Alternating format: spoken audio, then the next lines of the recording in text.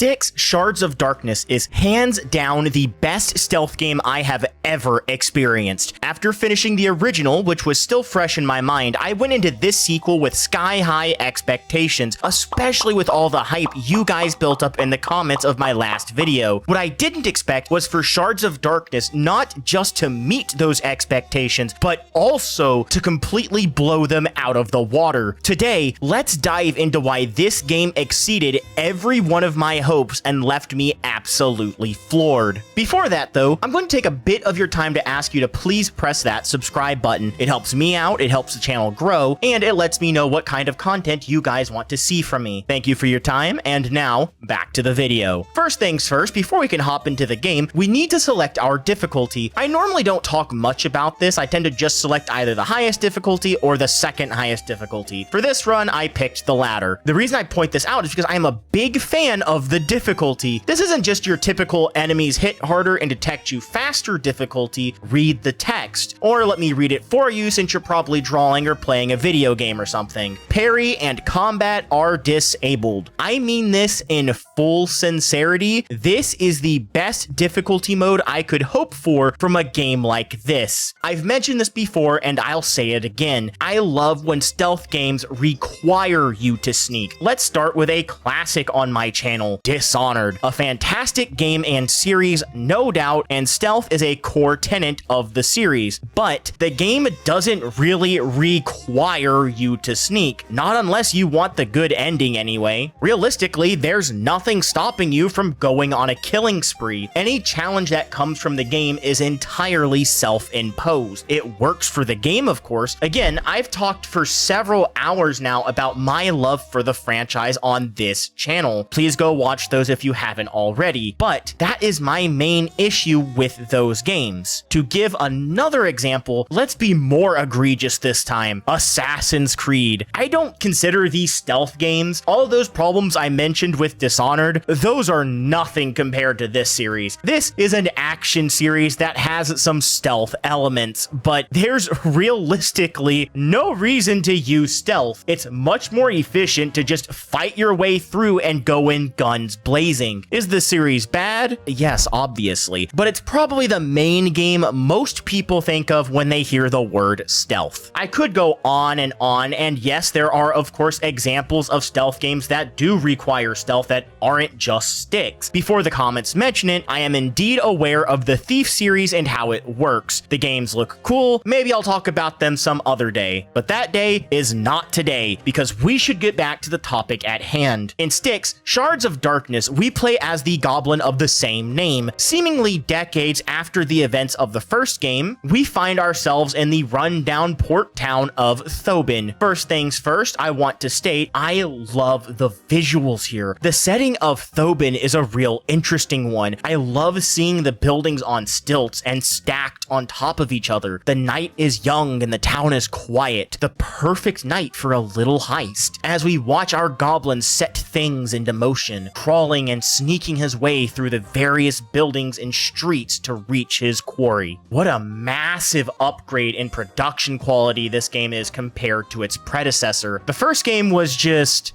not pleasant to look at, but the devs, Cyanide Studio, really went all out in improving the original game's looks, and it shows. Not just the graphics either, which are obviously way better, but look at the cinematics. This shit is actually animated now. Compare that to the original, where they just had characters do stock animations and sometimes they would talk. If the characters ever did anything that wasn't one of their stock animations, the game would just cut to these storyboard animations, which looked nice, but could definitely be jarring at certain points. This game is the perfect example as to why you pick art style over fidelity. While this game is far from technically impressive, even for the time it came out, the art style is so much more pleasing on the eye. It's not full of these ugly grays and browns. It's such a marked improvement over the original game in every way. except one, but we'll get there. As the game starts, I think this is a good time to go over all the controls and how this game works. Obviously, you got your basic jump, roll, and crouch walk. You got your killing, both the quiet and the loud type. You've got your consumables, starting off with the darts, which are just throwing knives from the original game, working much the same way. You aim, press the button, and you kill something silently. It's useful, but not exciting. After that, in a massive departure from the previous game, we have lock picks. In the original game, you could pick any lock in the game. You just needed to take the time to do it. In this game, the lock picks are all one-time use. I'm not exactly sure how I feel about this change. On one hand, it does add some resource management and some extra challenge to the game. On the other hand, as a result of this change, very few doors are ever locked. Compare that to the first game, where they were not scared to lock doors, especially in tense situations. In a way, I feel like this was a needless change that did unfortunately end up hampering the level design, albeit in a very, very small way. This is realistically just a nitpick. Also, returning from the previous game, we have acid vials. Much like that game, they're simple. You use them to instantly delete any body from existence. I didn't get any use out of this for the playthrough. Not to say it isn't useful, it absolutely is, especially if you can't find a wardrobe or trunk or something to hide someone in, but the way I played this game this go around, it never came up. More on that later. And brand new to this game, we got diversion items, usually vases made out of glass you can just throw to make some noise. I got way more out of this than I honestly thought I would. Tricking guards to go away from their designated path is so incredibly useful, it's insane. From there, you've also got your vials of life. Again, self-explanatory. You chug one of these and you heal some health back. And for the last basic consumable item you might find lying around, you have, of course, the amber vials. Much like the vials of life, these also restore a resource, this time being,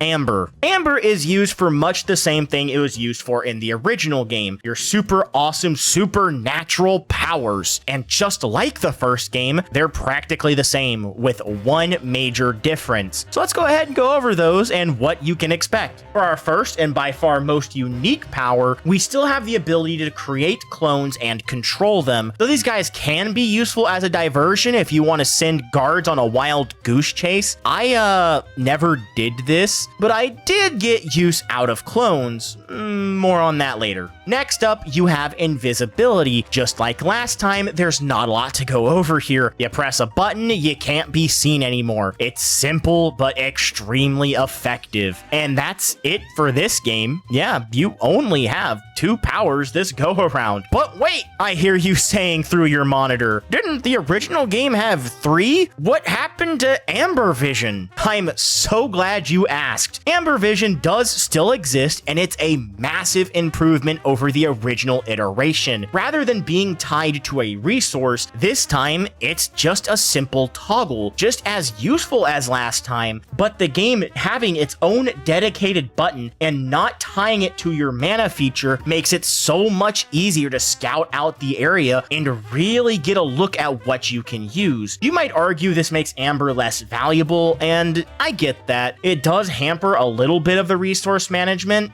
on paper. In actuality, in the original game, the amber cost was literally 0 so long as you let the amber recharge. And considering the slower pace of that game, I can say there was literally 0 times throughout my playthrough where I didn't get a full refund for my amber vision. So I'm all for this change. Speaking of things that now have their own dedicated button, while it's not technically an ability, saving. In the original game, I did a lot of this.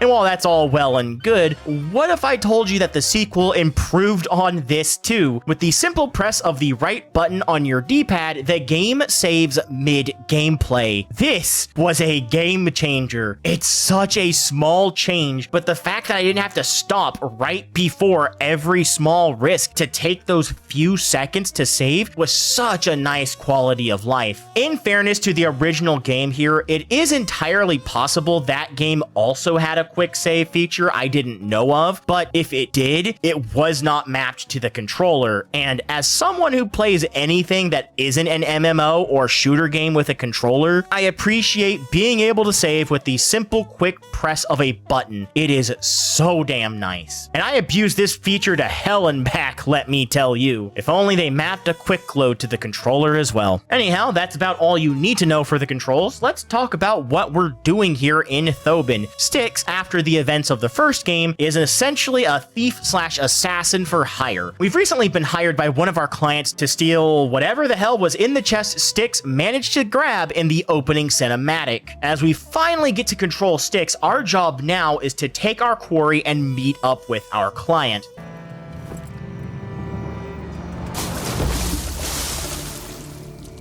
You are dead. No, I'm dead.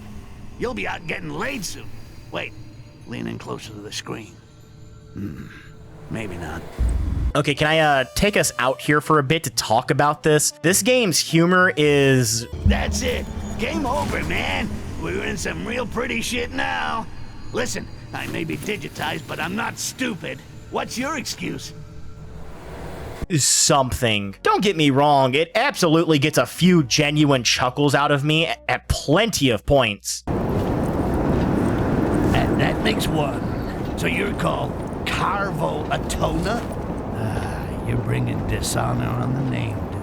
And I do appreciate that the humor this time isn't just your classic ball and fart jokes like in the original game. But let me level with you guys here. This game was being developed around the time Deadpool as a character started to get really popular. It even released in the same year as the original movie, and the devs definitely tried to make Styx more Deadpool-esque. He always has something witty to say in every situation. That doesn't bother me that much, but what does get me is the random fourth wall breaking. I don't mind this too much in the death screens. I think it's pretty harmless there, but the ones that make me scratch my head are when he says it in the middle of the game. Perfect. There's a chest we're loading for Thobin. Hide yourself inside, and I'll get you to your destination. What, another chest? It's becoming like a theme in this game. It's such a strange character quirk to add. I understand Styx was always an asshole that always had a quip or two prepared for most situations, but this just feels like a half step too far. It doesn't ruin the character or anything that drastic. Styx is still charming in his own way. It can just be distracting at times and take me out at certain points. It's hard to take the game seriously when the main character won't take it seriously, you know? Now, to the actual game. Assuming you can think to actually go around back and not immediately jump off the building, we begin sneaking our way through the old decrepit port town. Along the way, we meet what is, at first, the worst part about the controls, the rope swings. I say it first because this shit is not intuitive at all. Unlike most rope swings I've ever seen in any game, you do not need to move the control stick back and forth to make your rope go the way you want it to go. Doing this actually makes things worse. You literally just need to face Styx in the direction and then hold forward to make him go the way you want him to. It's a little counterintuitive, and it took me a while to understand it, but once I got it, I stopped dreading the rope swings when I saw them. Once you've managed to conquer your fear of the dreaded hempen snakes, you might happen upon the game's first side mission. After the first game, take a shot every time I mention the first game, by the way, goblins have become a menace, known far and wide as the Green Plague, and people don't like that one bit. So they got themselves a specialized task force known as, the Combatants for Attacking, Reaping, Neutralizing, and Annihilating All Goblins to Be Eradicated Squad, aka Carnage. Styx, as a goblin, obviously doesn't like these guys, so we take it upon ourselves, for this mission anyhow, to go through and tear down any Carnage posters we happen to cross along the way. From here, I decide to handle our very first enemies, and doing the classic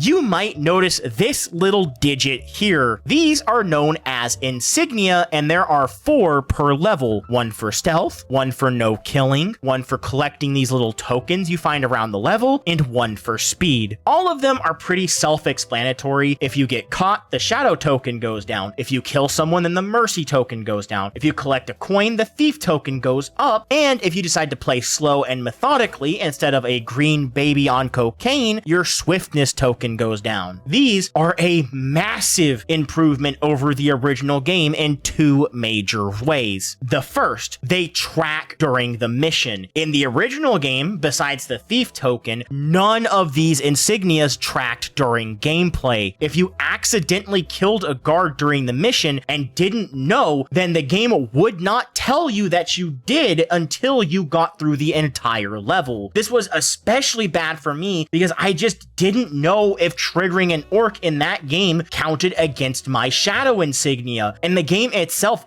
wouldn't tell me if I did or not. I had to Google it. So the fact that this game actively tells you is a huge blessing. I know definitively when I fucked up and can go back and fix the issue immediately. It's such a small thing, but you have no idea how much I appreciate this. The other massive improvement is that it's not all or nothing. In the previous game, if you didn't collect all the coins, you may as well have collected 0. Of course, I still always pick them up because my monkey brain goes, ooh, shiny, give me. But realistically, there was no reason to because I was not bothering to get all of them. However, this game decides to give all of these rewards in tiers. If you kill one guy, yeah, you won't get the full-on mercy bonus, but you could still get the silver or bronze version and still get something. This has a huge impact on the coin collecting, especially. The fact you still get something for finding some of the coins feels so much better than getting nothing when you find the vast majority of them. Again, a very minor change, but it's those tiny things that add up and make all of the difference. The only time this ends up being a slight downgrade is when you decide to take your time and the game reminds you, hey idiot, you're too slow. Stop taking your time and being methodical. We gotta go fast. It didn't bother me much, but I can see this getting on some people's nerves, especially since stealth is supposed to reward patience and timing rather than attempts to brute force your way to get the quickest solution. Other than that one small potential problem, I still adore this feature. In fact, as a result of this change, it encouraged me to play this game a tad bit differently from the first one. This time, I decided to go out of my way and mercy my way through the entire game.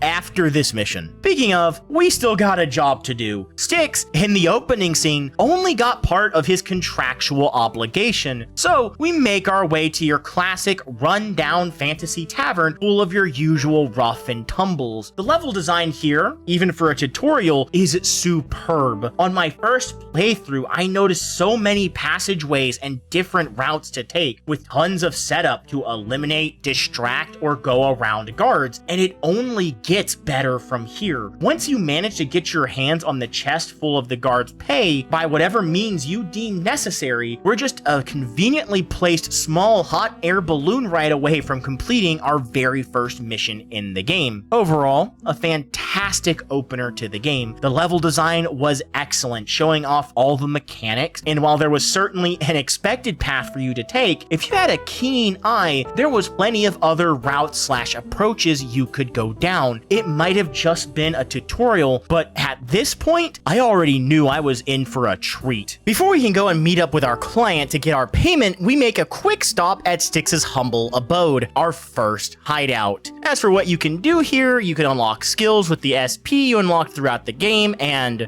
whoo boy, they really expanded on this. There are a ton of skills to unlock here, and while, as you might expect, some skills are far more useful than others, there are some absolute bangers in this tree. One of my favorites being this skill here that allows you to craft eggs containing your clone and being able to throw it. This alone isn't the most useful ability, but you can combine it with another ability that lets you take the place of your shadow clone clone. This combination allows you to reach places you normally wouldn't be able to, or skip really annoying sections if you angle it just right. It's insane, and I love it. And that's just one thing you can do. You might have noticed in that last part, I said craft. That's right. This game adds a crafting mechanic. Throughout the levels, you can find certain base components, iron ore, insect eggs, etc. And if you find one of these crafting benches, either in the level itself or back in the hideout, you can use them to craft just about any consumable throughout the game, assuming you've unlocked them in the tree, that is. The only exception to this rule is the diversion item. The only way you can get more of those is to find them in the level, but they're easily the most common item to find, so it shouldn't be an issue. The really cool thing though is that on top of the egg you unlock, there are a couple more craftable items you can create to help you out. One of my favorites is the poison dart. This is such an awesome take on the usual sleep dart from most other stealth games. Styx typically does not have a non-lethal way to deal with enemies in either game, other than to just sneak past them. And I think that does genuinely add to the challenge. Let's be real, knocking out a guard in something like Dishonored is essentially just killing them, but nicely. It's part of what makes clean hands not that bad to do, because even if there is a super annoying guard in your way, you can just knock them out and they're literally not an issue. The only two possible downsides are that it takes longer or maybe cost a resource that isn't exactly too difficult to get more of. Poison darts, meanwhile, only temporarily disable a guard, meaning if they were an obstacle before, they can still be an obstacle. They're also much more precious because they can only be crafted. They cannot be found or bought, meaning you have to be so much more careful in how you use them. I absolutely love this. It adds a tool for people that want to go for a more merciful run, but doesn't make it too easy. It's an amazing concept, and I'd like to see more concepts like this, making the merciful options actually harder to pull off than the killing options. Make me work for that good guy medal. It adds depth to the decision. The other last unique item you can craft once you've unlocked it is an acid trap. These are shown off in the opening cinematic, and you get what's on the box with these ones. Someone steps on a trap, it spits out acid, and they're dissolved instantly if you're willing to kill. But why would you not want to kill? Yeah, you get a gold insignia out of it, but what good does that do for you? To unlock all of these awesome skills, you're going to need some skill points, and these things are not cheap. Even the earlier skills are expensive. You do get some skill points just for completing the main objective in a mission, but if you want more, you're going to need to complete side objectives. For example, the insignias. The higher the tier of insignia, the more skill points you get, the more upgrades you can get. This is also why it's worth it to go out of your way to do the secondary objectives, like tearing down the Carnage posters. Also, while we're here in the hideout, I'll go ahead and point this out. This is a wardrobe here where you can change your clothes. For example, for the low price of $3 real-life dollars, you can buy Styx's outfit from the original game.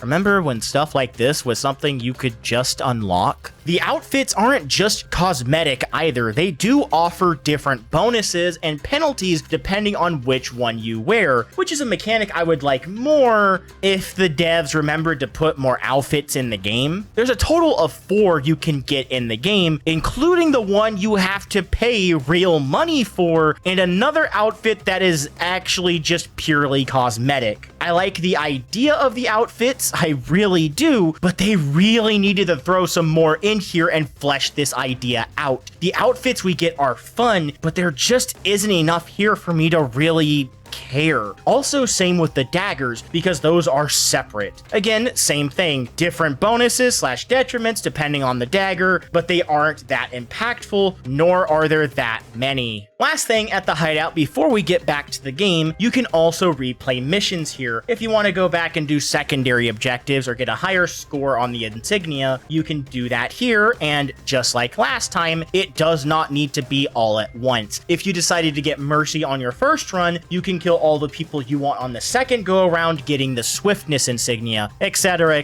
until you have everything. Tour over, mechanics properly explained, let's actually talk about the game. We still need to meet up with our client. We went through all the trouble to get these gold chests, and it'd be a damn shame if we didn't get paid for all that effort. Heading out into the dilapidated port town again, we meet our man in a rundown tavern. As we finish paying out the contract, suddenly out of the shadows, Styx is approached. Or rather, surrounded by the Carnage Squad. Before things can devolve into bloodshed, their leader, Captain Heladrin, pulls out a flask of amber and offers to make a deal with our little green menace, offering us 10 times the amount if we can steal a staff from an ambassador. Of course, Styx isn't one to pass up a good opportunity, so now we gotta get ourselves on that airship and get that staff. To get to the airship, we gotta get through this shitty little port one last time. Sneaking through Thanks, Luigi! Sneaking through Thobin again, we can go through all the several different buildings, back streets, and crawl our way into a chest and be hand-carried onto the only airship that bothers coming into this little slice of paradise. Once we're in the skies, our next objective is to get into the airship that has our staff. Luckily, the book containing the flight path is literally 20 feet away from where we were loaded, so slipping in through the window and quickly forging the new path, it doesn't take long before we can shoot a harpoon and somehow, without being noticed, climb onto the ambassador's ship. Here we discover 3 Carnage deserters among their ranks, and this is something I really adore about this game. For the vast majority of missions, there is more than one way to handle your side target. These 3 guys, if we can bring back their insignias as proof of their deaths, Heladrin would be more than happy to pay us a little bonus. We could simply sneak up behind these guys, slit their throats, and take their insignias off their corpses if we'd like, or you can simply pickpocket their insignias. It's not like Heladrin needs to know after all. Genuinely, wholeheartedly, I adore this inclusion. In the first game, if you wanted the Mercy insignia, which I never bothered with, you'd have to flat out ignore the secondary objective at points. Not here though. Here, more often than not, there is a secondary way of dealing with it that doesn't involve murdering your target. This change alone makes it so much more fun to do a mercy run in this game, and it's one of the biggest reasons I decided to go for it, because now, unlike the last game, it feels like the developers actually made levels and missions with this option in mind, rather than just putting it in there because Dishonored had it. You're bringing dishonor on the name. Once I've gone and collected all the things, it's time we go and get the actual main thing. So crawling through the ship, we get ourselves into the ambassador's personal bedroom. Styx, readying his dart so he can grab the staff and skedaddle, is not prepared for what happens next.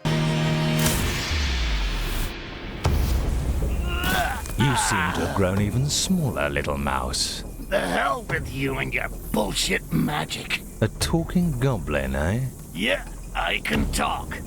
Fuck you! Can you change into a sandwich? I skipped lunch. Your resistance is remarkable. Nothing personal.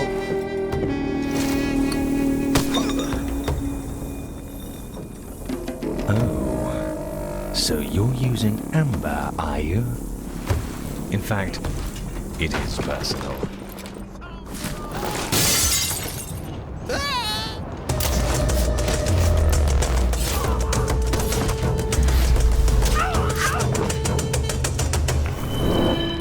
What's going on? A goblin! He stole the scepter! Alone! Alone!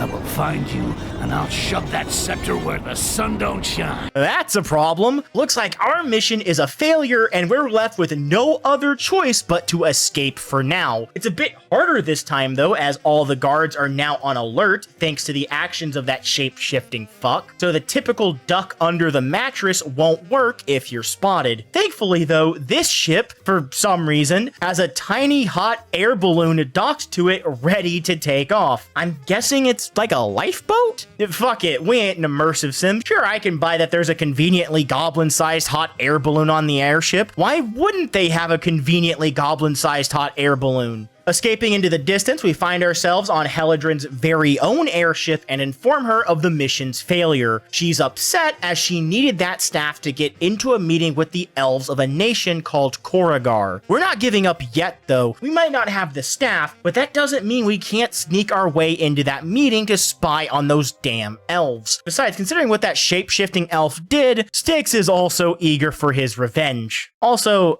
minor detour, but... How do I know you haven't double-crossed me?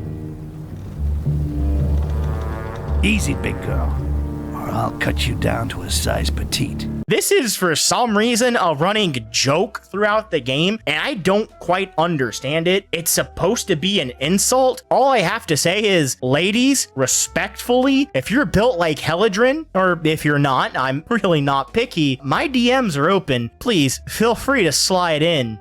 As for the level itself, this is honestly one of my favorites, at least from an aesthetic standpoint. Thobin is, well, Thobin, but once we get to the airships, it's honestly super cool. I love the idea of managing to sneak onto and raid a ship like this while it is in the air. It's such a cool fantasy trope, and the colors are so bright. And I didn't mention this before, but if you think to look around, you can even find some telltale signs that something isn't quite right before we ever manage to get to the room with the staff. Fantastic level. So far, Shards of Darkness has been hitting it out of the park. Let's hope it keeps up the momentum. Arriving in Koragar, since we don't have the staff, to get Heladrin in, we're going to need to put in some legwork. First thing we gotta do, change the flight plans. Our ship is not on the guest list. We need to fix that. Heladrin also needs an official pass or the elves will never let her inside, so we also gotta steal her one of those. Finally, we're going to need some sort of signal to let the captain know that we've gotten everything in place so she can walk through their front door into open arms. Dropping us off near the cliffside, first things first, we're going to need to get inside the elves' little fortress here. Meeting up with the elves for the very first time this game, can I take a moment to say how let down I am after the original. In the original game, elves felt so unique. They weren't your usual fantasy elf. They were creepy, lanky, and they genuinely felt alien. Not to mention, they were mechanically very different from humans. Elves, as beings of amber, could detect other creatures with amber nearby, making them much more difficult to sneak past than any other enemy. These elves, though, this is exactly what I didn't want from elves in Styx. These are generic fantasy elves. Sure, maybe they're not as refined as I expect your typical elf to be, but otherwise, they're your standard humans, but their ears are pointier. Let's be entirely fair here. Throughout the game, these guys are referred to as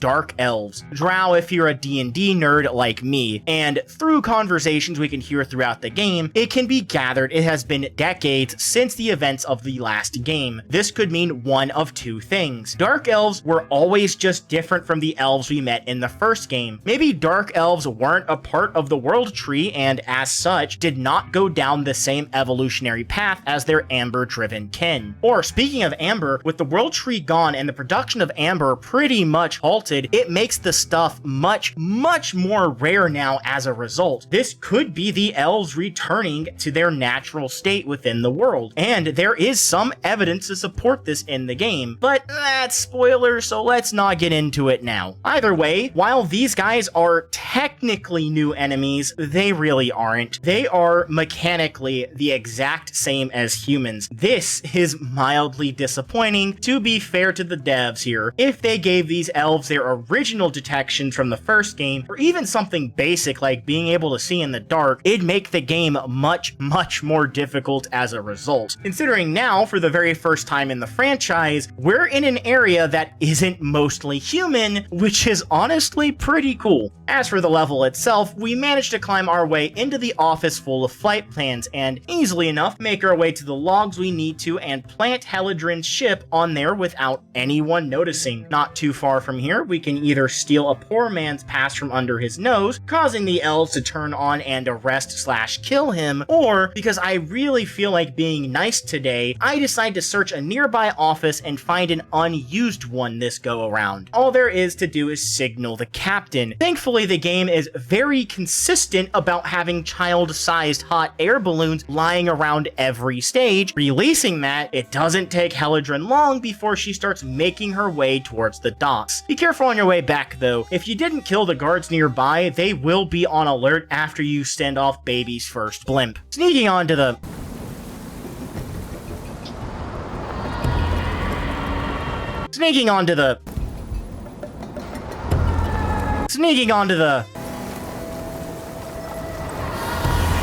Okay, so, the game really doesn't like it when you try to get on the ship this way. Unfortunately for the devs, or just for me, I guess, I am a stubborn motherfucker, and I bash my head on the brick wall enough times until eventually it shatters and I hand deliver the pass to Helidrin and slip off further into the fortress, hoping to find our target. And as we step inside, we're even so fortunate as to get a name for our shape-shifting friend, Sharak. And it seems he's not too much liked by his own people. Along the way, we hear some rumors about a massive safe containing ludicrous amounts of amber, but in order to get to it, we're gonna need to snoop around and gather some pieces of a tablet. Going through the various houses in the cave system, I pick up 3 of the tiles we need before climbing my way onto this balcony. Climbing up here, it appears we've stumbled onto some ritualistic elven duel. We're not sure of the purpose yet, but it doesn't really matter to us either. Just going to use this as a distraction for the moment until,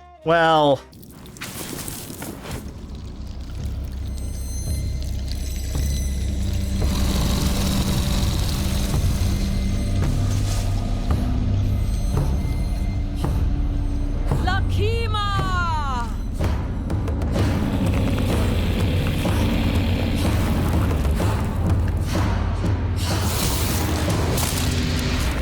yeah, so preferably we're going to be avoiding that. So once we finish watching the elves feed themselves to the rancor pit and sneak into the second half of the elven village, we can go ahead and pick up the remaining 2 tiles we're missing and go on and pick up our prize. Don't worry, I don't plan to go into detail on every side mission, just the more interesting ones. This one in particular I enjoy quite a bit because once you get all of the tiles, you gotta solve a puzzle to get that delicious amber, which I hardly use as is, so I'm literally only doing this for skill points. As for the puzzle, once you've inserted the tiles, it'll give you a passage to read. That passage will mark a symbol. Then you go from 1 to 5 on the ground and you select the correct symbol for the verse. And once you've matched all of them, we get ourselves a nice secret stairway. And boy, they were not joking about there being a ludicrous amount of amber here. So if you are running low on the stuff, or if you need to stock up for future missions, because as far as I'm aware, you get to keep whatever items you find when you replay a mission, this is the place to go. Again, just a real shame that up until this point, I haven't had a lot of need to use the amber stuff. Like, it's useful, don't get me wrong, but all the levels so far have been so well designed, I haven't felt the need to use much more than good timing or my perceived perception to find a new path. Once we finished gorging ourselves on the copious amounts of amber, I think it's high time we went ahead and get into another hot air again? Surely there had to be some other way to end the levels, guys. This is just ridiculous now. Besides the comical ending where we had to ride another toddler balloon, this level was another excellent one. Genuinely had nothing but bangers so far. One thing I did want to note at this point is this game really wanted to expand their demographic from the previous game. In the first game, there is not a single female character throughout the entire thing. Don't believe me? Go back and rewatch my original video, or just play the game for yourself, I guess. You will not spot a single woman the entire game. It is a complete sausage fest. Compare that to this game, where the female elves outnumber the males by a pretty significant margin. The vast majority of elven guards are women, from what I could spot anyway. Unfortunately though, or fortunately, depending on your worldview, I didn't get any footage of them stepping on me. Fucking degenerates.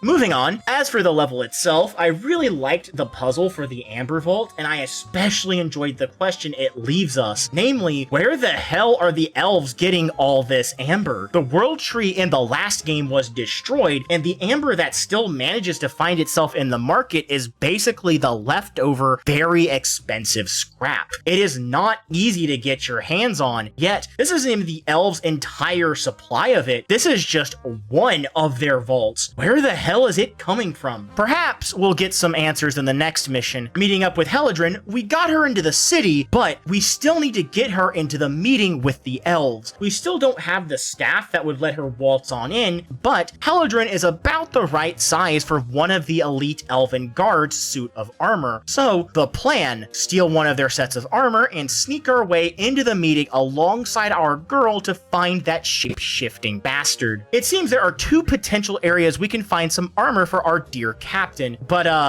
Yeah, boy. it's the closer option, and that's the excuse I'm sticking with. Unfortunately, elves don't actually bathe with their clothes off, so no polygonal titties for us, but we do manage to score a set of armor for Helidrin. We'll take what wins we can. We're not done yet, though. Once we get inside the building with our girl, we need to actually figure out who Jarak is impersonating. Our best guess would be that he's taking on a human guise, as there are currently 4 human ambassadors here for the summit. By spying on some elves, we do hear talk about some secret letters between the humans. That's as good a lead as any, so this information in mind, we sneak into the housing chambers and find that one of the ambassadors received a letter to meet up for some sort of amber deal. Of course, with what we know about Jarak, it's a pretty easy conclusion to come to that our boy got fucking ganked, and arriving in the garden, that does indeed appear to be the case. The good news is we have his face, and now we know exactly who Jarak is impersonating. With that knowledge secured, it's time we make our way to the summit. There's a few things to see. The first thing to note, there's a very familiar face here. This is the very same Aaron Barrowman from the Tower of Akinash. Overall, he's looking pretty good considering what happened to him in the first title. We also see what these staffs are so good for. It appears their main purpose is to control goblins, and for some reason, the elves are keen on buying as many goblins as they can get their hands on. The trade offer is they give the staves to the neighboring kingdoms, the kingdoms use those to capture the goblins, and the elves buy the goblins from these kingdoms for a generous sum of gold. We don't have time to worry about any of that. We came here to deal with a certain shapeshifter, and it's about time he made his entrance. Sir,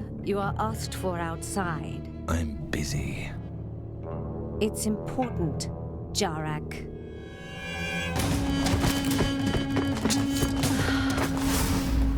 Jarak.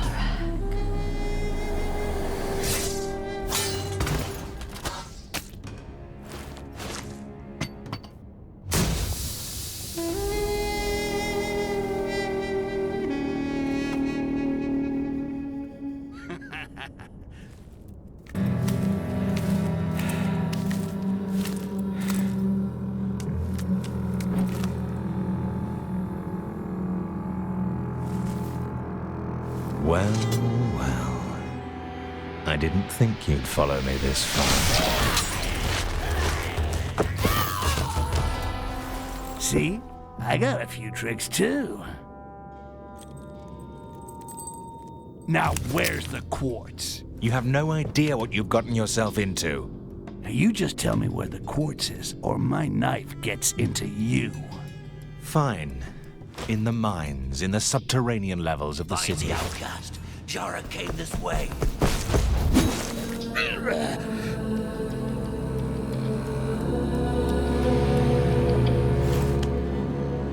Thanks a lot. Bye-bye. I really hate to keep repeating myself, but another banger level. Plenty of options to choose how to handle things, from stealing an emblem off a guard or killing them for it, or whose armor to take, and of course the many different paths throughout the level we can traverse. It wasn't the most striking level in the game. In fact, it's probably my least favorite level in terms of aesthetics. I just feel like nothing stands out here. It's unfortunate, but it's not the biggest deal, and it doesn't hamper my enjoyment of the mission. Meeting back up with Heladrin, Styx decides it's best to go and explore the mines and see if we can get our hands on some more of that quartz. During the last encounter, there was a certain rush of power that went through him when he took it off Jarak. Delving into the mines themselves, this level is certainly interesting. This level doesn't have any of your typical guards to start off with, so we don't have to worry about being seen yet. However, this level does introduce the concept of environmental hazards. Notice this little ball here? Well, that's bad. See this green goop suspiciously dropping from the ceiling? Also bad. Speaking of bad, we're greeted with my least favorite enemy design in the franchise, the Robies. I fucking hate the Robies. They're just fucking cockroaches, and I hate cockroaches. They're completely blind, but to make up for it, they can hear real good. This means you gotta walk on your tiptoes to not be heard by them, or walk on this moss if it happens to be present, or you can just kill them, even if you're going for mercy like I am. They don't count against the insignia, so remember kids, in every possible scenario, exterminating Robies is the morally correct thing to do. Would you believe me if I said that there's something even worse than the Robies this time around? How about wasps that spit acid at you? Do you like those? No? Too bad. Luckily though, it is also morally correct to murder all wasps, which means my bolts actually will get some use this playthrough, and I will have footage for them. Eventually though, once we manage to get past all that, we happen upon a secret elf structure down here, most likely where they process all the quartz they end up mining. It sure would be neato to find out where all that powered up quartz comes from. Also, going to put this here, you can listen to some guards on the bridge outside. They talk about a hidden passage behind a bookshelf. If you go there and solve the puzzle, which is just, can you remember the order in which the things happened in that duel, you can figure it out. You're smart, I believe in you, Rakash. And as a reward for being able to remember something that happened maybe an hour ago, we're granted with a brand new dagger. This isn't very relevant as I don't plan to kill, but I thought this was interesting enough to warrant mentioning. From here, we can continue through the mines until we meet my actual least favorite enemy in the goddamn franchise. I call it a nope because I am not dealing with it. Fuck this thing. Fuck that it gives birth to more bugs. Honestly, fuck this level. I hate it.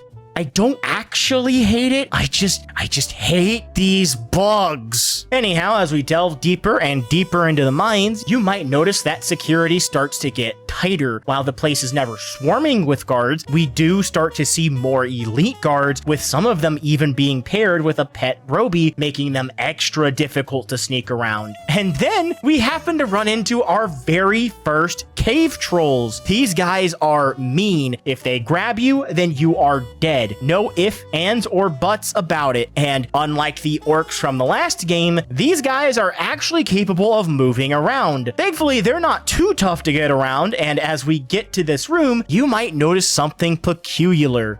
Is that a skill upgrade table in the middle of a level? I'm in danger. Stepping inside, it's not too long before we're greeted face to base with the Roby Queen. Remember that pit the elves would fight and kill over to see who would be allowed to kill themselves? Yeah, meet the owner of said pit, and it turns out this is how the quartz is made, so to speak. The elves mine up regular quartz, then take it to this creature who in turn supercharges it, allowing it to grant powers to those who wield it. Unfortunately, it seems Mother Roby isn't too happy to see us and decides to vibe check us. And it's time for the game's very first boss battle. The goal here is very simple. You might notice the quartz lying around the battlefield. These are essentially the boss's HP bar. We gotta go through and break each one individually. Of course, it can't be that simple, as the Roby Queen here isn't just going to stand by and let us break all of her end crystals. She will throw loogies at us, that fire laser beams, stab at us, and worst of all, in my opinion, she has these egg sacs lying around her arena that will hatch into little explosive kamikaze Robies. I fucking hate these egg sacs.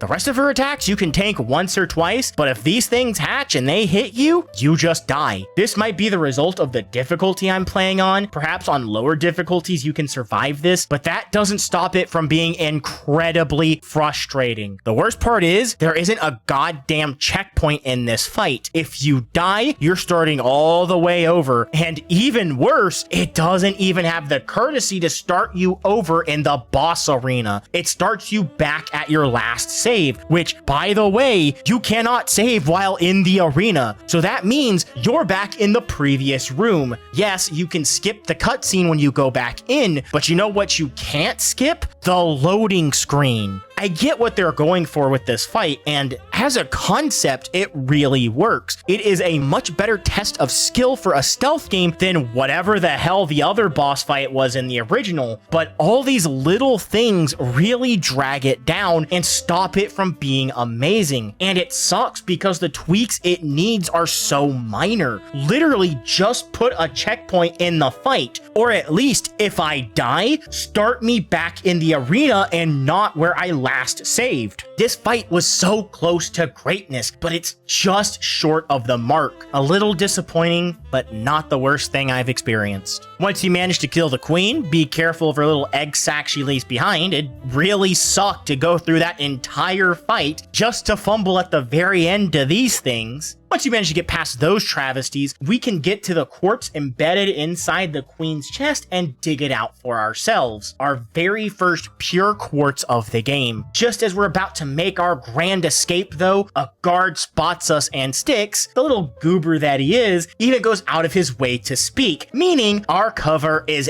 extra fucked. No time to deal with that now. We gotta get out of here and meet up with Heladrin. Overall, solid level. I hate the bugs, but that's just a me thing because I hate every bug except spiders. Spiders are cool. The boss fight is also just a little infuriating. It really sucks because it did not have to be that way. I cannot stress enough how little tweaking this fight needed to be so much better. It really is those small things that drag the entire experience down. But on the bright side, the quartz we nabbed from that fight was 100% worth going out of our way to get. These are how we unlock the ultimate ability in any skill tree. For example, should you fully unlock the perception skill, you become able to permanently tell where all the gold coins are on each level so long as your amber vision is up. These abilities are all useful and powerful in their own right. There's a reason quartz has been so hyped up in the story. Once we catch up with Heladrin, she tells us that the elves are not too happy about what we did with their queen, and as a result, it's going to be really difficult to get out of this place. In fact, the airship docks are completely closed, and the knife-eared pricks are doing a massive sweep of the entire underground society looking for a talking goblin. But there is another town not too far from here if we can get to the river and hop on a boat. Unfortunately, with this place on lockdown, that'd be nearly impossible. Luckily, the captain has a plan for this. We can strip down and enter into one of these cages. From there, we can pretend to be a regular goblin and have the elves drop us off wherever they keep all the goblins they're buying. And then, hopefully, we should be able to make our escape. It's not a great plan, but it's the best we got, so begrudgingly, we strip down to our loincloth and hop into a cage. From here, Helidrin drops us off into the goblin hole, and now it's on us to find a way out of here. Before we can find our escape route, though, the game introduces us to... They don't give these guys names, so I'm just gonna call them plague doctors because of the funky masks. These guys are dangerous. Namely, they actually know how to hunt for goblins and get them out of their hidey holes. Fortunately, though, because this is already a shadow run, this shouldn't be much of an issue for us. Once we get our bearings, we can, thankfully, find a small little escape near the ceiling of the room. One thing to note, for the entire first half of the mission, we are completely naked. You do keep your consumables, thankfully, but your knife is nowhere to be found. That means no matter what, Styx is literally incapable of fighting back against anybody right now. So I'd really recommend being as stealthy as you can in this stealth-based video game. Once you begin to make your way deeper through the level, you might notice the irresistible call of some pure quartz. Not going to go over these a ton, you know what they do, and I don't want to explain. We get the quartz in this mission, in every single mission from now on, so just know for the sake of brevity in this, oh god, ridiculously long video, we did grab the quartz every single chance I got, and I highly recommend you do the same. It'll be worth it, I promise. From there, the escape is simple. We climb through the level, avoiding every single obstacle we can until eventually we can make our way to the chest waiting for us and a simple boat ride out of here to the next zone. Also, should note, Helidrin did go ahead and place our suit plus dagger into this chest, so for the second half of this mission, we will indeed have all of our gear. After a pleasant boat ride, we find ourselves in the nice little port town of Wilderin. This place is basically Thobin, but instead of being shitty, run down, and infested with goblins, it's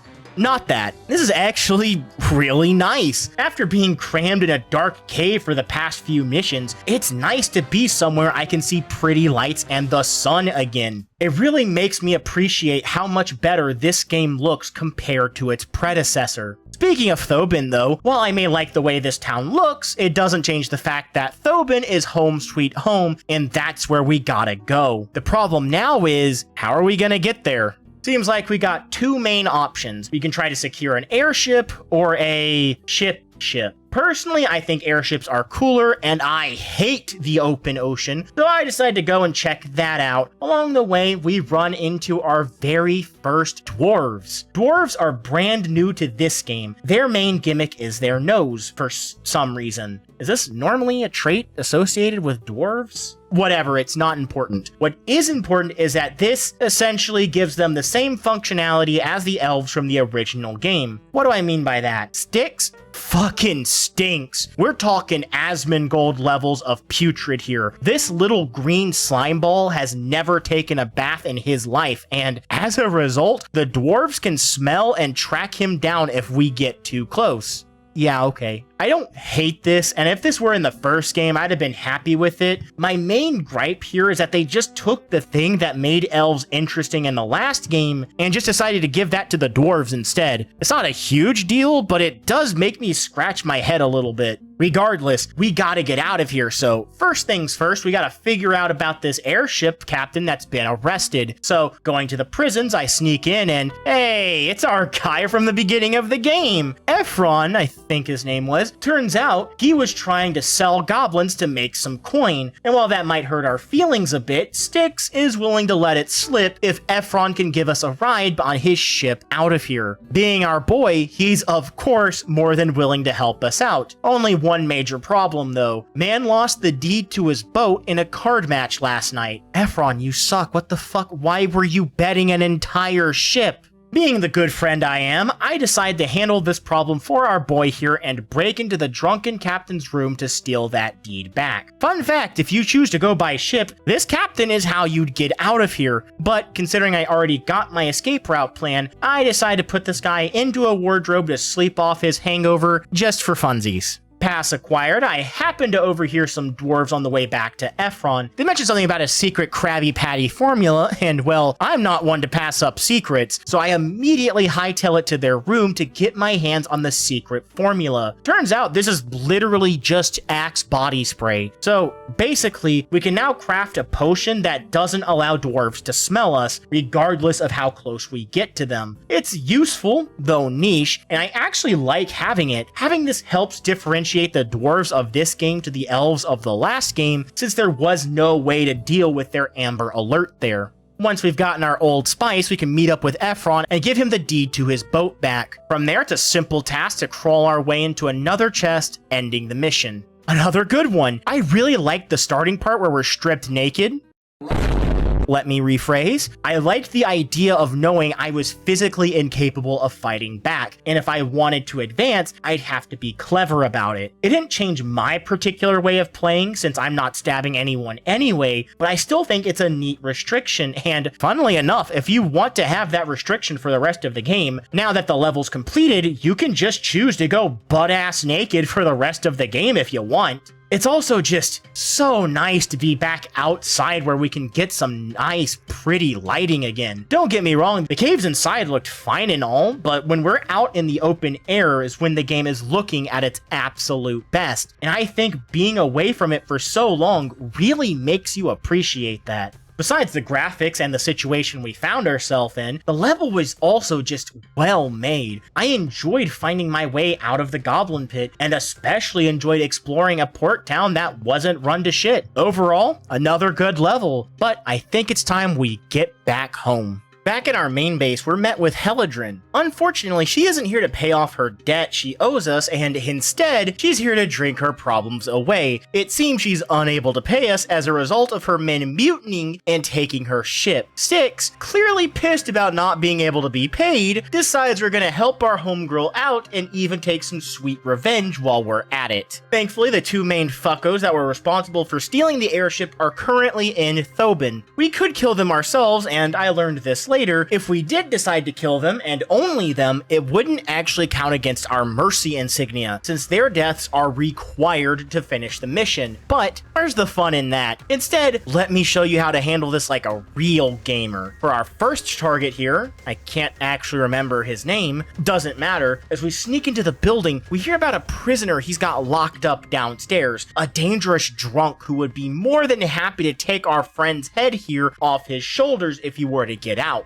Knowing this, we sneak downstairs and find our man's prison cell. Unfortunately, as you would expect, it's locked. Now, we could go upstairs and scour the rooms trying to find a key, or you can just do what I did and use a lockpick. Once our boy is out, it doesn't take long before our target comes downstairs and gets absolutely blindsided. One target down, one to go. Once you manage to get past the barrier to the other side of town, which is the hardest part of the mission, funnily enough, it doesn't take long before we find our second target. Now, again, you could just sneak up behind the man and give him the classic back alley introduction, but we're not about that life. We are chaotic good goblin this time. So instead, I listen on some nearby guards, and it turns out our boy's been shagging his accountant's wife. Well, I doubt the man would be too pleased to find out his wife is sleeping with another man, so I sneak into our target's secret back room, find a love letter written by the woman, and drop it off on the accountant's desk. From there, it doesn't take long before our little problem ends up solving itself. Both targets eliminated, it's time to head back and let Heladrin know we got rid of the treacherous dogs. As we step into the hideout, though, things don't go according to plan.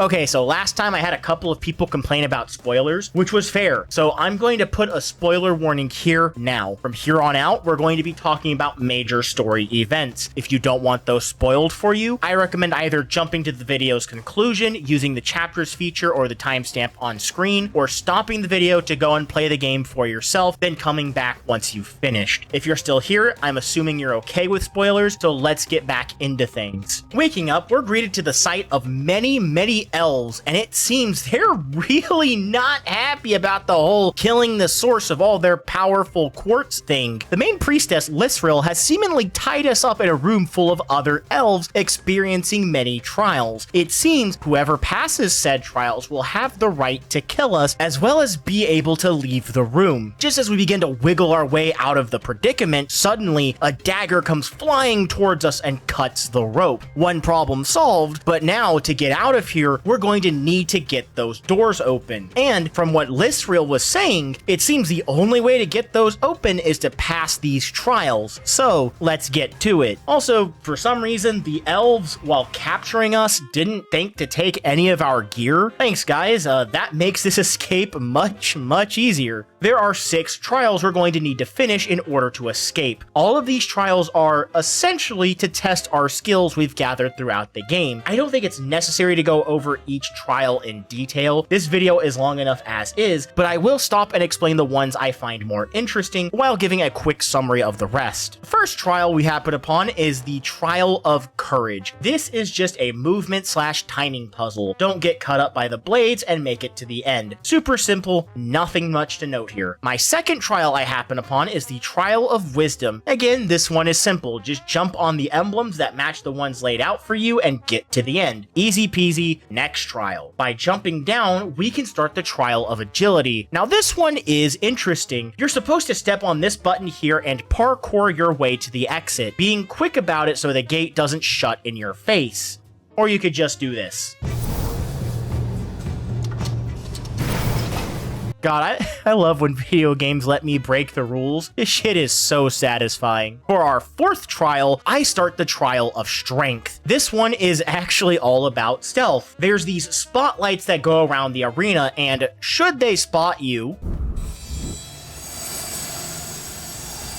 yeah, so don't get spotted. Thankfully though, there are plenty of grates along the way to duck inside. So the plan is just wait for the spotlight to pass over us, jump out, move to the next grate, rinse and repeat until you get the emblem. For my fifth trial, this one is actually my favorite and by far the most creative. This is the Trial of Faith. In this room, you might notice there's no platforms, and yet the blind robies are capable of walking just fine, along with plenty of objects just seemingly floating in midair. It would seem our pathway is invisible. By watching our bug friends and moving it carefully, we can actually find a path through the invisible maze. It's nothing groundbreaking, but this was easily the best trial. Good shit. And finally, for our final trial, we have the Trial of Covertness. This trial is not even really a trial. You literally just need to press 3 buttons without the cave troll spotting you. It's not even difficult to sneak past it either. And if all else fails, you could also just use a clone if you don't want to risk it. But the interesting bit here is we finally meet back up with our girl Heladrin. It's good to see her safe and sound,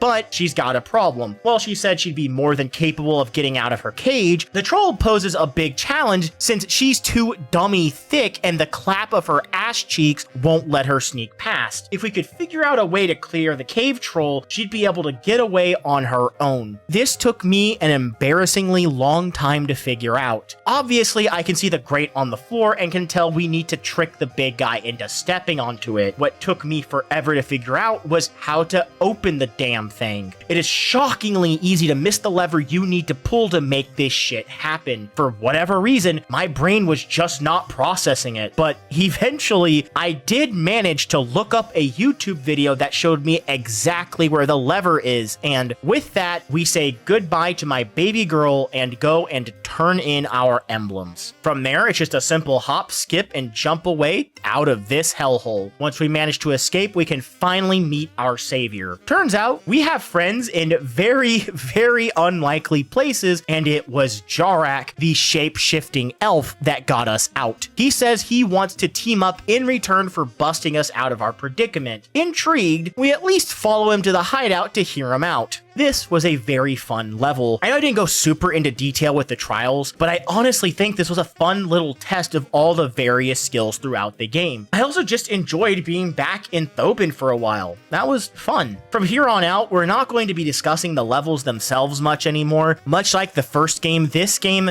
disappointingly falls into the exact same issue. All the levels from here on out are repeats. And honestly, at this point, it feels like the game is really starting to run out of steam, but let's talk more about that later. As for our next story beat, talking to Jarak, we learn a lot. 1. The dwarves are responsible for the elves having such large quantities of amber. Through some business deal, the dwarves crafted a machine that is somehow capable of creating amber for the elves. 2. We learn that Lisriel is using the amber to control the elves through their shared connection. We also learn that this is how the elves found our hideout, because Styx, as someone who is basically made of the stuff, can't hide from her. So now, the plan here is to turn the dwarves and elves on each other, get rid of the amber machine and/or halt the production of amber, and hopefully handle the bitch at the top who is responsible for all of it. First things first, we gotta incite a race war between the elves and the dwarves. The best way to do this, find the elf priestess's right-hand helper, sneak into her secret chamber, solve the mirror puzzle, and steal her special dagger. From there, we simply need to assassinate the dwarf ambassador and plant the dagger on his body. Unfortunately, that's easier said than done, since our ambassador is constantly surrounded by his elite guards. Luckily, we have the brilliant idea to simply take advantage of dwarven greed by planting a letter on his desk letting him know we've got some rock, stone, and dwarvish ale we'd like to sell him if he'd be willing to come to a dark alley alone with no weapons and no guards. Thankfully, he falls for the ruse and we're able to sneak up and give him the classic London handshake. By the way, we gotta do all this without ever being seen. If you're ever spotted, you fail instantly, as suddenly the dwarves and/or elves will know something is up. Also going to state this now, you can absolutely kill Berryman here. In fact, you are encouraged to. I, however, didn't kill him because I thought it would count against my mercy insignia. Looking back on it, I actually don't believe that would be the case, considering he has a mission to kill him, and those are the people you're allowed to kill without messing up your insignia, like the ambassador. But,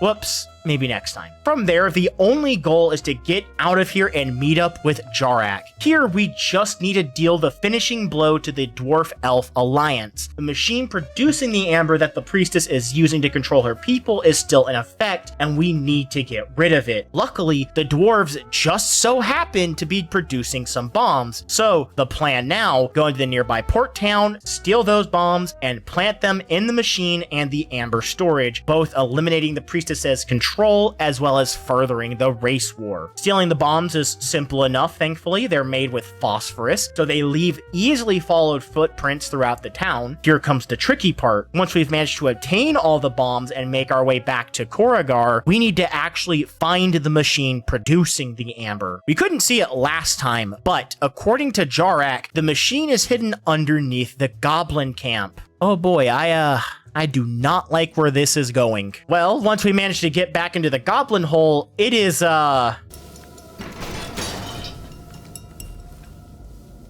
blood will soon flow.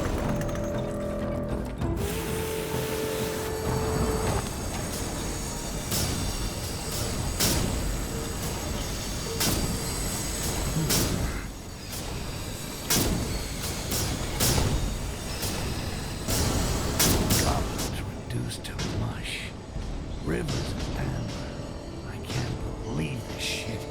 These dark elf bastards extract amber from the bodies of Rakhash. And I drink their fucking amber? I feel like puking. Yeah. To be honest, this twist isn't nearly as big as the one from the previous game. That one actually caught me off guard my first time playing. Going into this game, I couldn't remember anything about the story, and even with that, as soon as I heard the elves wanted all the goblins they could capture alive, it didn't take me long to guess as to why. Sure, I might not have expected the process to be this brutal. Oh my god. But I had a feeling the goblins were being extracted of their amber, considering they were literally made of the stuff. Still, this is enough to make Styx rethink his life choices and seriously consider kicking the stuff. Tomorrow. Or maybe Styx, Master of Shadows. Oh, that's sexy. For now, we still gotta plant these bombs, one on the machine and one on the massive store of amber. From there, the plan is to meet back up with Jarek and hopefully, probably, deal with that priestess who has apparently fled and left her people to die. Talking with the Dark Elf about the next steps in our plan.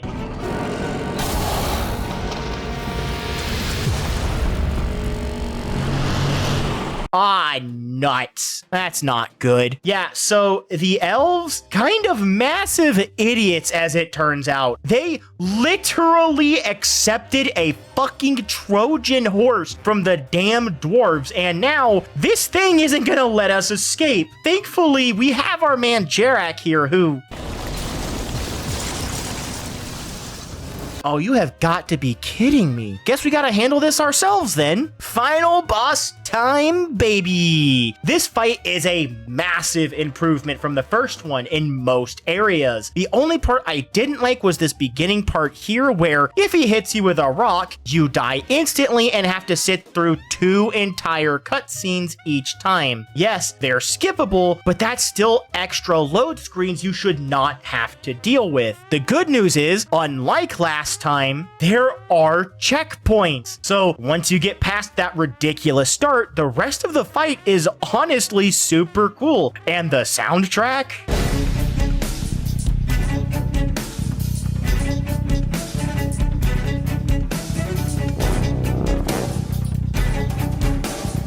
Oh my god, this is amazing. So what's our goal here? Simple, really. The boss has a giant glowing video game weak point, but in order to hit it, we're going to need to use that massive crossbow our now presumably dead elf friend failed to fire. The boss almost has different phases as well, with certain attacks, different timings, way you have to sneak past him. It's all very cool and extremely cinematic. This is night and day compared to the first game's final boss. God, what an improvement. Also, this time, there is an optional quartz to get here. It's actually not even easy to grab either, and I don't think it's even possible without invisibility, considering the guy doesn't give you enough time between laser firings to climb across the rope. Once you manage to finally reach that giant crossbow, isn't it just our luck? Someone went and jammed the damn thing. Who could have gone and done that? Somehow, we do manage to get the shot off, and hey look, someone, I wonder who, is trying to escape with our airship. From there, the game ends with Styx confronting the mysterious... It's Jarek. Of course it's Jarek. Who else would it be? Come on. And as the two go to attack each other, the game just ends. The ending is disappointing. The final fight itself, super cool. Big fan. The music is awesome. The way it tests your stealth skills and your knowledge of your tools is great. The fact you can cheese the boss fight with invisibility is amazing. Overall, this is easily the best boss in the franchise. In fairness, the bar was pretty low, but let's not worry about that. What I find disappointing is just how many loose ends it leaves. Why Jarek felt the need to turn on us at the very end for seemingly no reason. The fact we can't even see the conclusion of the fight or what happens after. Considering Styx does appear in Of Orcs and Men, which canonically takes place after this game, we can definitely assume Styx at least survives this encounter. But this ending just feels rushed and unfinished, and I think that's the worst part. The game does so much right, improves on the original and title in nearly every way, then it sort of just fumbles the ending. It's not a deal breaker or anything, but I can't help but feel like this is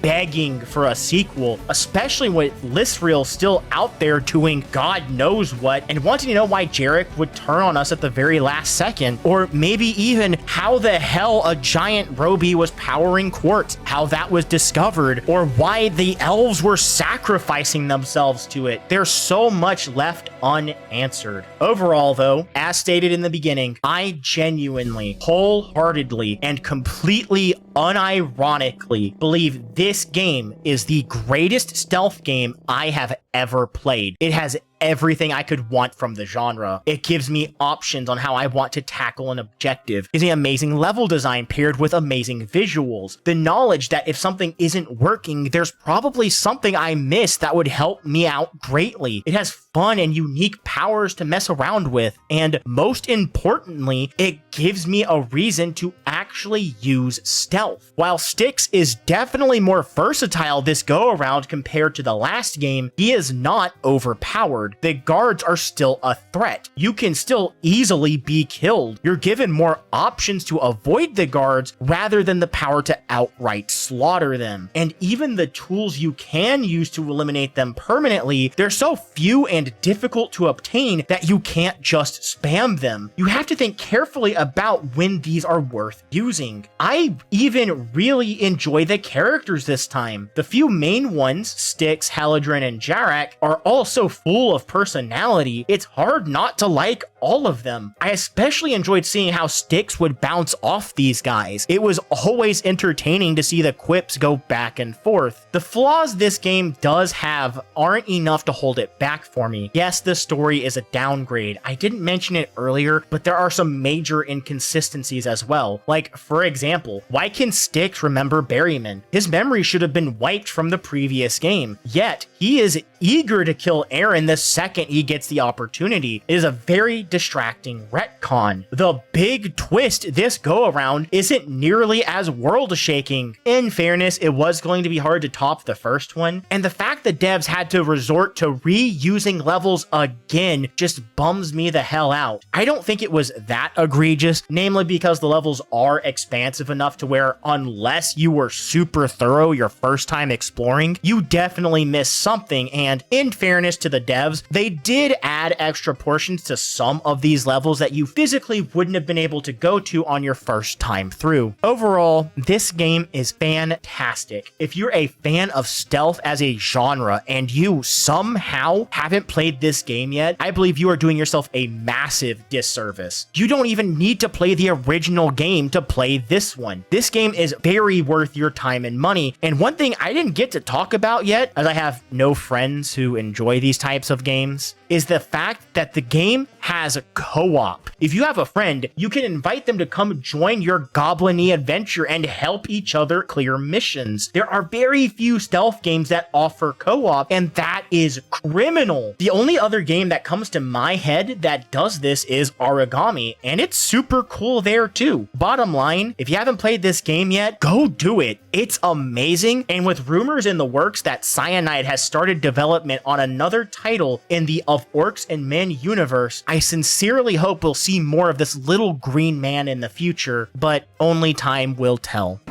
This is the fucking last time you're ever gonna bug me.